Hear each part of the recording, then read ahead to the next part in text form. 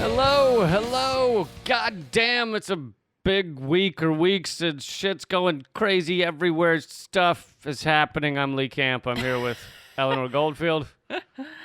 Yes. And that's hello, I think. And this is the show where we talk censored stories and people, sensible solutions, and common ground movements to fight and build.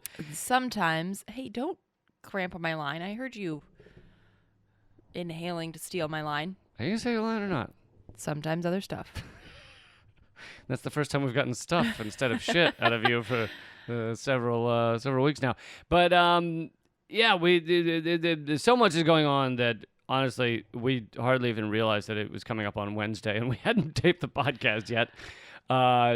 This one is going to be a little short because we have so much going on.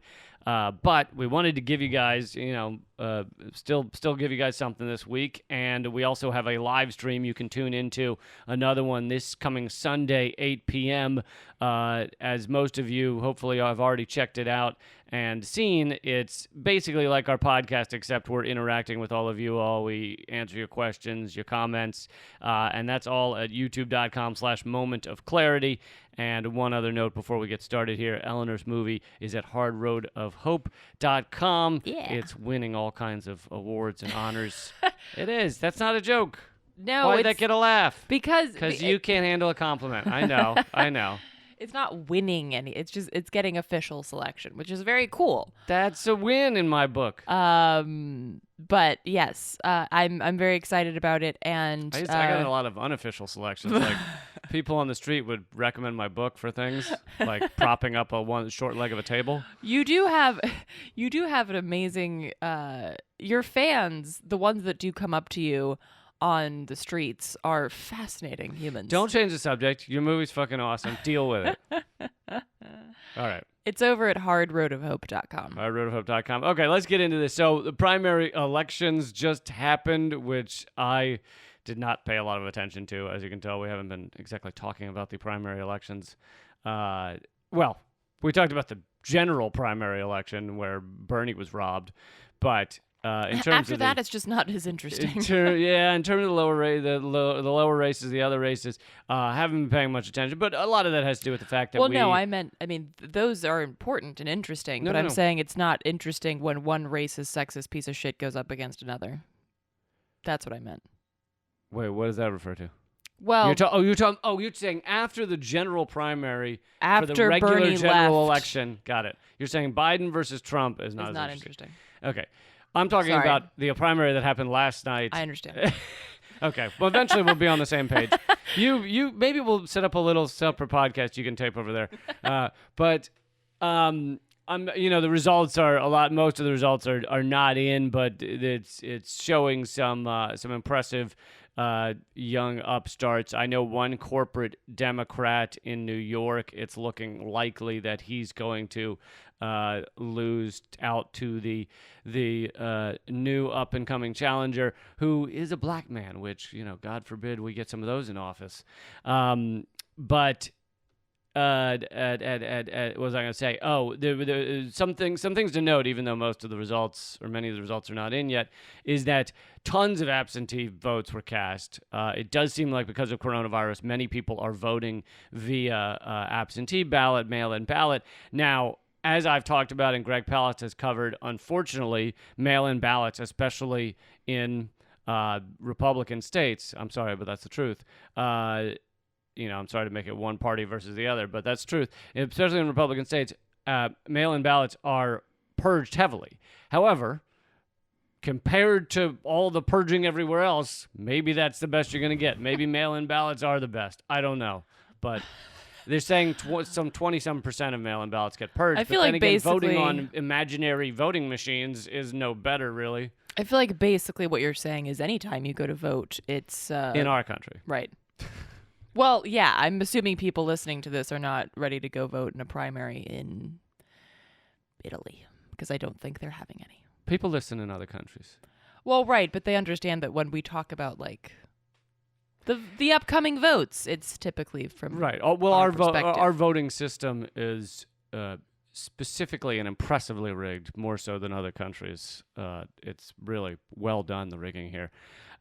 But in this, it's the other thing I find interesting about what's happening right now is that the Democrats are viewed within this primary, that just happened, the statewide primaries and things like that. The Democrats are viewed as the ones trying to save the vote. They are the ones that are trying to protect the vote. They are the ones trying to get all the votes counted, more so than in Republican states like Georgia, where the primary was a few weeks ago, and it was a fucking disaster, intentionally. In Kentucky, was it Kentucky?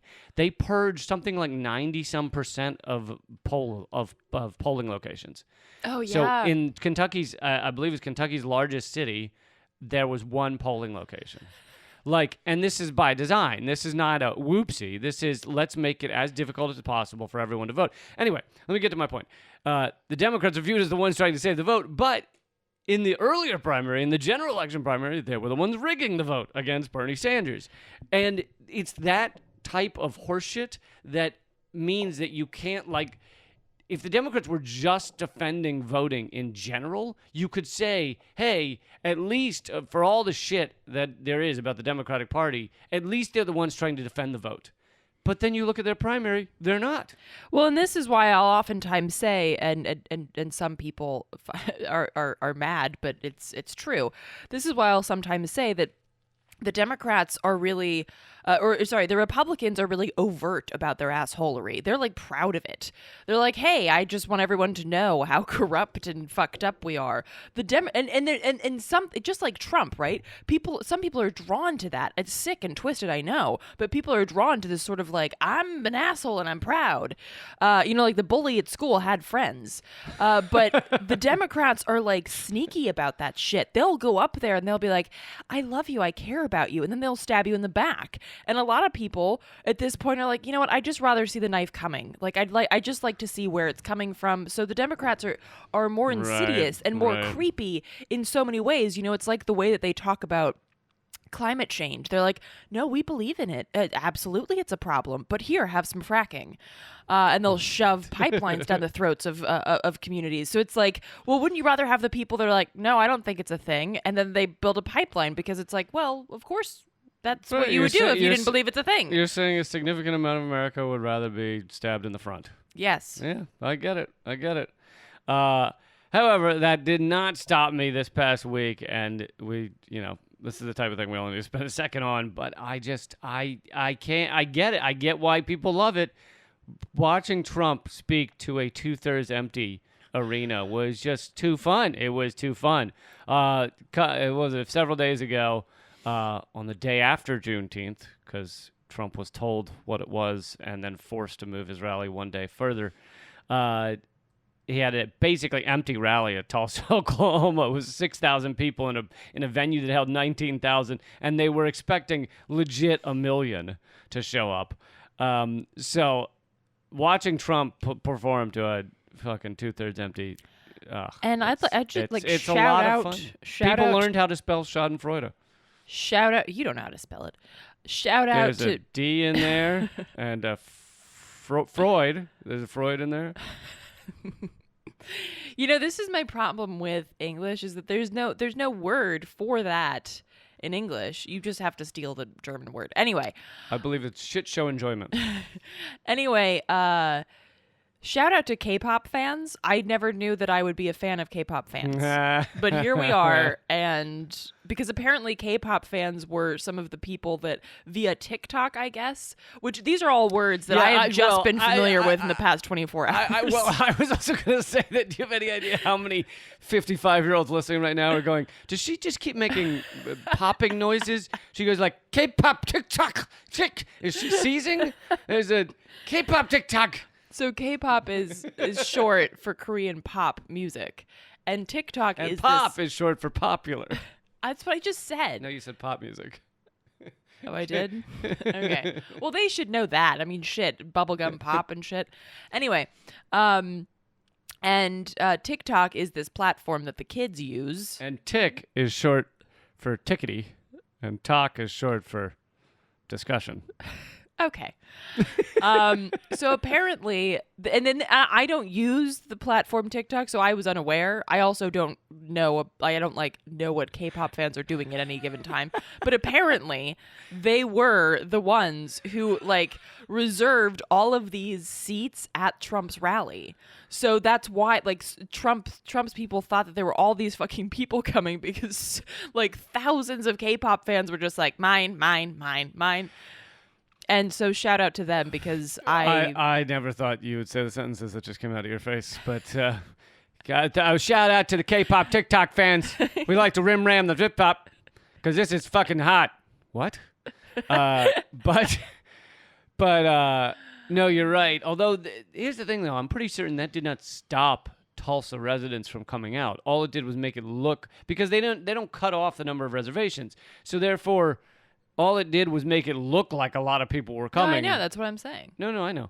I'm not denying what you said. That's why they set up the stage outside, because right. they thought all these fucking people were coming. They thought, we're only going to get 19,000 in the venue. We've got to speak to 700,000 people in Tulsa, Oklahoma, who all want to get coronavirus at the same time. It's fucking idiots. It's amazing me. It just amazes me how people still seem to have no understanding of at all, even moderately trying to avoid coronavirus. The number one tennis player in the world, Novak Djokovic, just held he called it a charity tournament, in I think it was Croatia or somewhere, and got a lot of the top tennis players to come out there. Turns out it was a death tournament. He proudly did no social distancing. They're hugging. They went to a dance club. And the crowd is all packed together. None of them have masks on. They did absolutely nothing to try and stop it. All right, well now Novak Djokovic and his wife both have coronavirus. 6 top 10 players or whatever it is, 6 top players all have coronavirus, and that's not even counting the people that came to watch. I mean, people will die from that audience because of this idiocy. Yeah, exactly. And this, he has the deaths of these people on his fucking hands. It's so immensely fucking irresponsible. And I figured it out. Apparently Djokovic, and I watched him. He can pray it away or whatever. He said in the past that he's seen people who can take polluted water, the most polluted water, and put their positive energy into it, and then they can drink it. So he thinks that you can drink turds if you just think about unicorns as you do it. Can I just take this moment to talk about the intention water really quick before we move on? I think we covered it before. Oh, we did? But maybe give a rundown. Okay, Quick rundown. Okay, so basically, for anyone who has not lived in Los Angeles, this is Los Angeles. And for anyone who has lived or does live in LA, you know exactly what I'm talking about. It apparently is Los Angeles and rich tennis players. So, okay, my friend and I were gonna go for a hike, and we stopped at this juice place. Not Jews place. Juice place. Jews were allowed, I think. So we stopped at this juice place just to get some juice before we headed out, and I see these taps along the wall, and I was like, what the fuck? And I see this, and they've got these signs on the taps. One says love, one says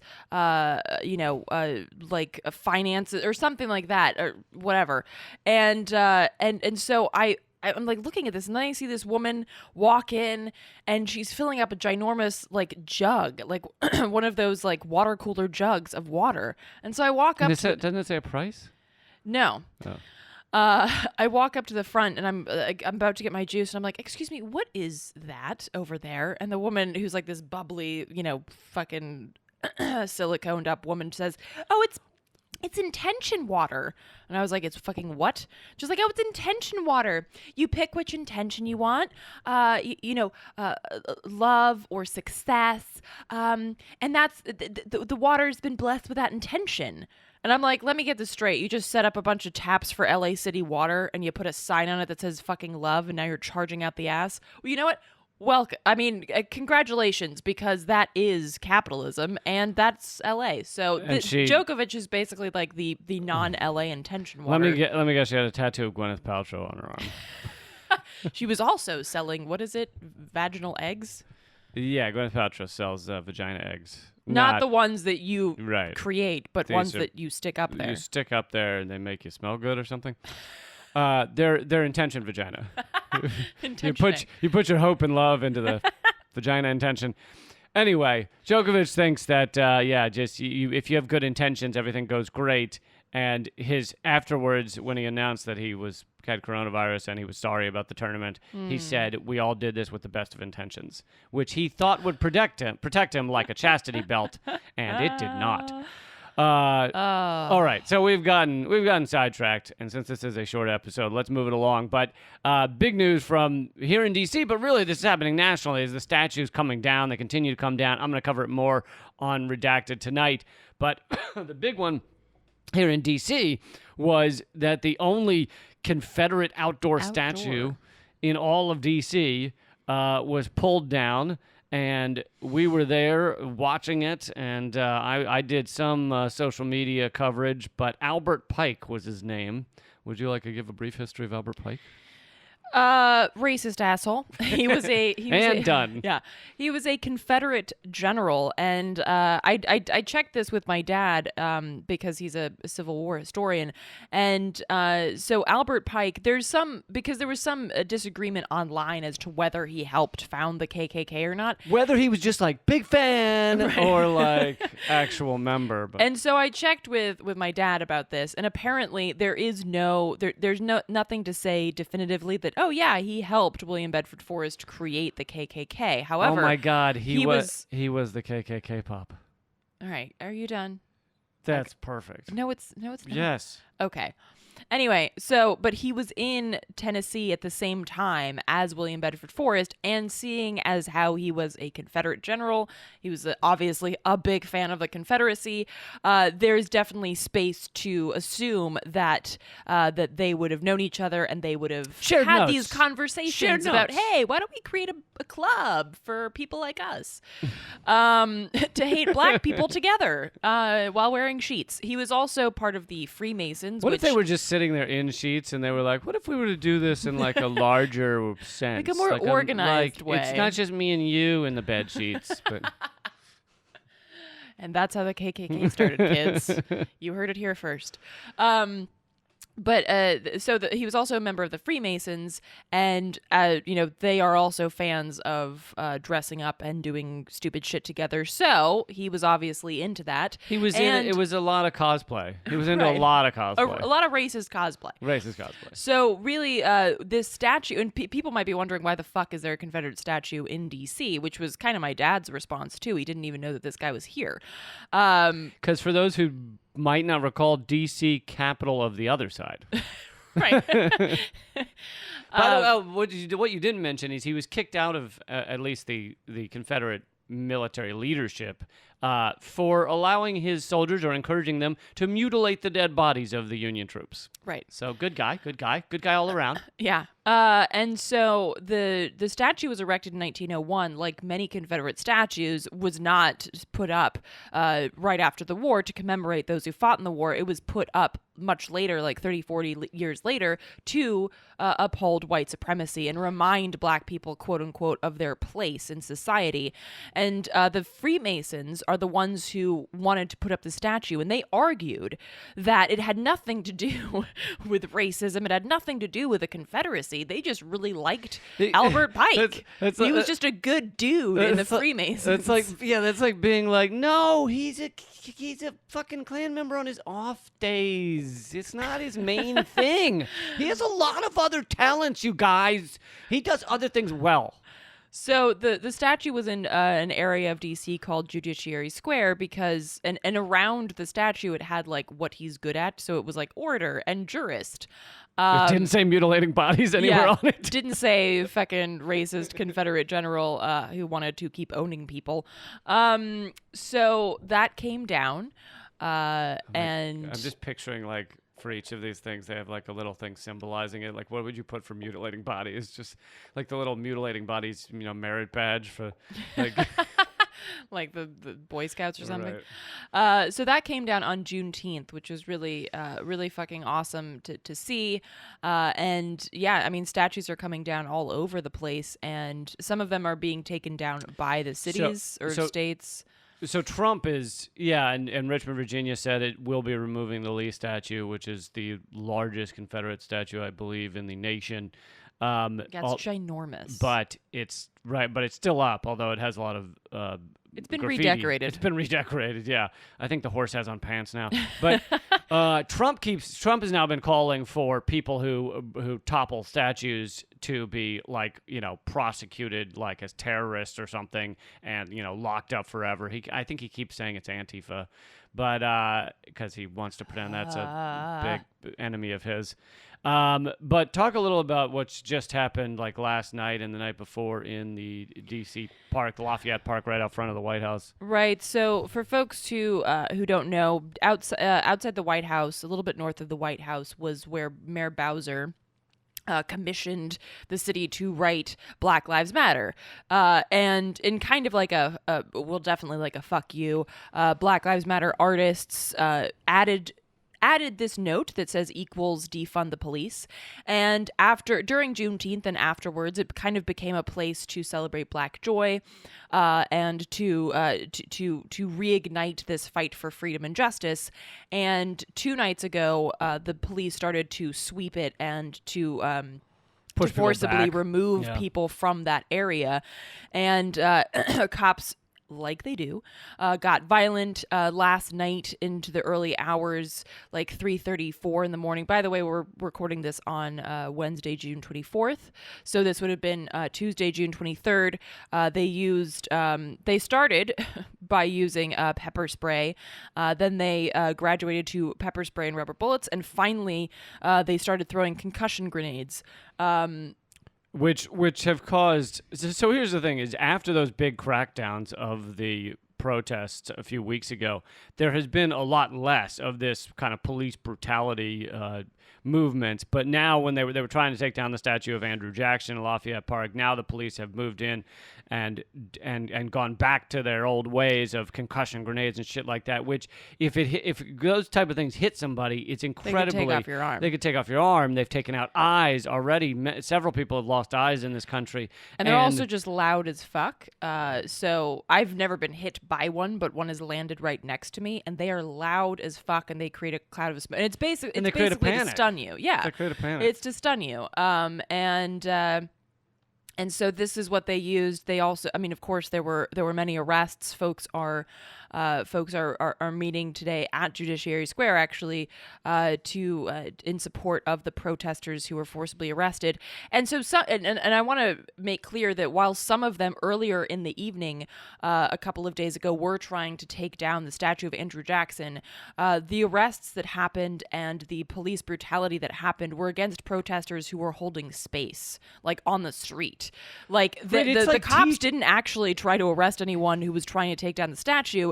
These pepper spray, the rubber bullets, and the concussion grenades happened when people were just on the street. Yeah, and they've been going at journalists who are clearly journalists, but anyway, to me, what this proves, considering we had these primary elections last night, and it seems with this police crackdown and everything that the ruling elite are more concerned as to what's happening on the streets than they are by the voting, because they feel they have the voting on lockdown. They feel that the money spent and the way they have this system rigged, that voting isn't going to make that much of a difference, whereas street protesters are threatening to the ruling system. Yeah. Sorry, I was just reading a tweet by Marco Rubio, which makes me want to die a little bit. But he posted yesterday, these crazy radicals aren't angry over racial inequality. They hate America and want to destroy it. I mean, sometimes that's true, because America is racial inequality, you dumb piece of shit. But anyway. Yeah, just sharing that. What he means is when they say something like that, really what they mean is they want to destroy the current ruling hierarchy of America. They want to destroy the white supremacist system of America, and that's what he fears, and that's what our current government fears, and. So it's when you, I mean, that's the thing, is that's so coded. When you say you don't respect America, you're really saying you don't respect the current hierarchy of how certain people are oppressed in America. Well, I would take it even further. You don't respect America as the institution that was founded on slavery and native genocide. And no, I don't. I don't respect that. I have very little respect for America as an institution. What I have respect for is the people that have on this land over the decades and the hundreds of years fought for justice and freedom. But I have no respect for the institution that is America, the American experiment. This would be like, to give an analogy, this would be like a woman in a terrible relationship saying she wants to be treated better, and then the man going, "You don't respect this household. It's gaslighting. You don't love this household." It's the ultimate gaslighting. And it's like, no, I want to make it fairer and end the inequality. But it is like it's a way to shut up the conversation by making it look like these people are just, I don't know, maybe they're revolutionaries or rebels like the first Americans were. But not. I mean, I'm saying that because that's the argument that, Democrats or liberal, quote unquote, resistors will throw back in the face of people who say this. But in reality, we're nothing like the first revolutionaries. But I also wanted to point out that yesterday, I forgot to mention this, military helicopters descended on D.C. protesters as a show of force. And when I say descended, I literally mean that. There were military helicopters that were some 40 feet. And that's not a lot. And 40 feet above the ground. For and people what who've never been creates, near a helicopter, it's a goddamn chaos. Well, and so not only is it impressively loud, but also being that close to the ground creates a winds equivalent to a tropical storm. So I've seen pictures that folks took of branches that have just been ripped off trees. Right. And so obviously this is not pleasant to be around, which is exactly the point, right? And so these military helicopters acted as if they were going to land on protesters last night in D.C. So I'm surprised they haven't gotten out fire hoses in full 1960s symbolism. Or Standing Rock symbolism. Yeah, Standing Rock. So in these last few minutes, I want to squeeze in here because I really want to talk about it. And this has some connection. The segue is our white supremacist policies, but let's move on to the empire writ large, our white supremacist foreign policy and our bombing overseas. John Bolton's former national security advisor and mustachioed devil's anus, John Bolton, has a book, and it has leaked out, and I have read a couple of chapters, and many in the liberal media, some are giving him slightly tougher interviews, but many in the liberal media are fawning over him because Trump hates this book, right? This book shows that, John Bolton's no longer in the administration. He clearly dislikes Donald Trump. And this book is Trump hates it because this book makes Trump look like a moron, which he is. But the reason our liberal media fucking loves it is because it just makes Trump look, uninformed, and he's making decisions that are, idiotic and not well thought out and all this stuff.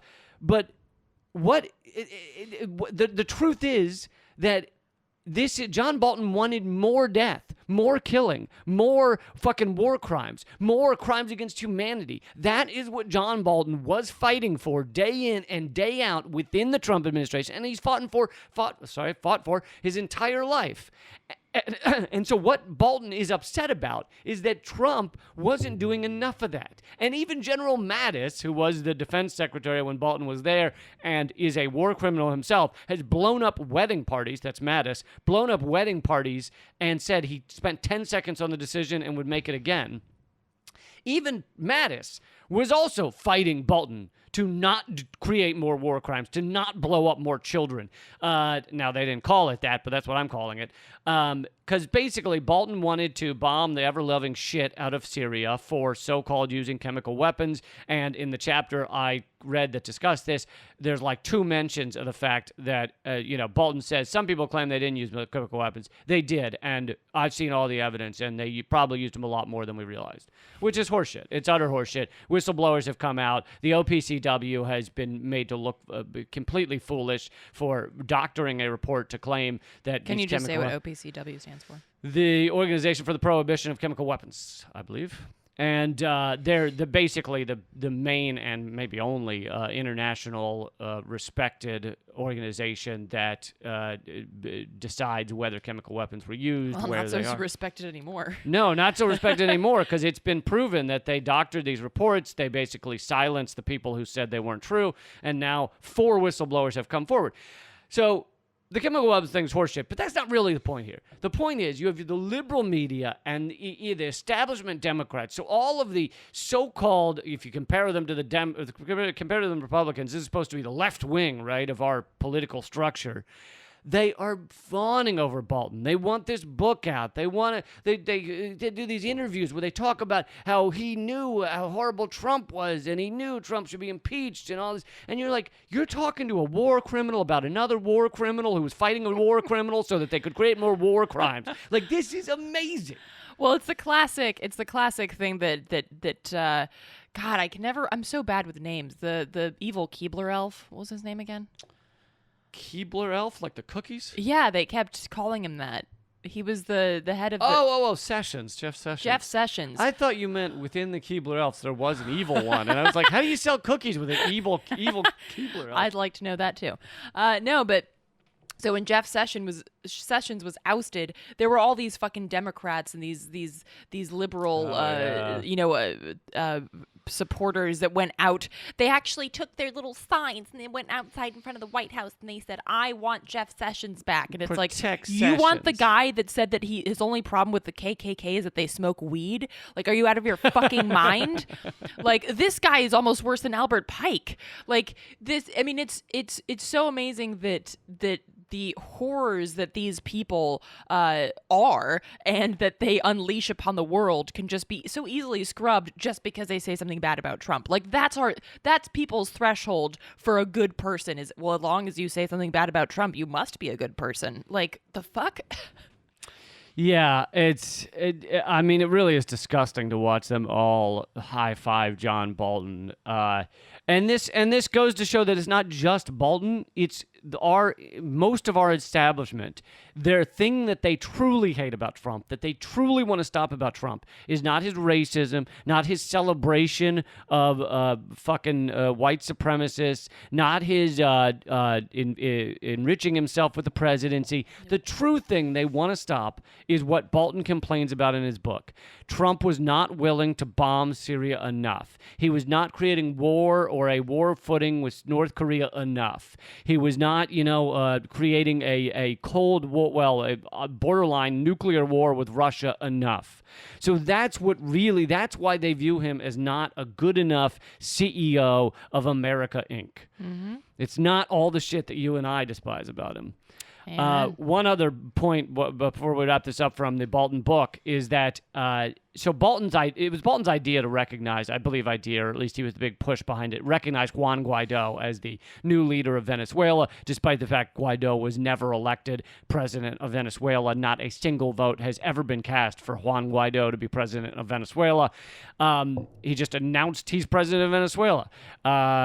And so Bolton was behind that push. Trump, now that he despises Bolton so much and he hates that this book is coming out, said in an interview this week or a few days ago that he's not so keen on Juan Guaido, and right. he could have taken it or gone without it. It wasn't, he didn't really love the idea. Basically, he's trying to put off the incredible failure that Juan Guaido has been in terms of creating a coup in Venezuela. Didn't he even say that he would meet with Maduro? And then he also said he would meet with Maduro. He goes, I'm for meetings. I like meetings. And then Maduro was like, sure. Hold on, but here's the thing though.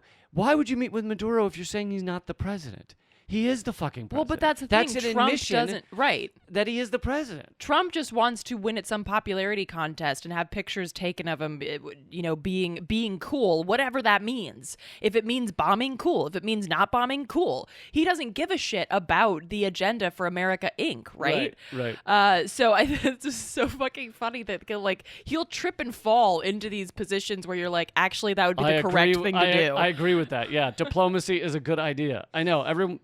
every once in a while, like Trump does something where because he's just going off his own narcissism, and he's like, I like meeting with world leaders because they give me gold cake to eat at the dinners that his slave children had harvested.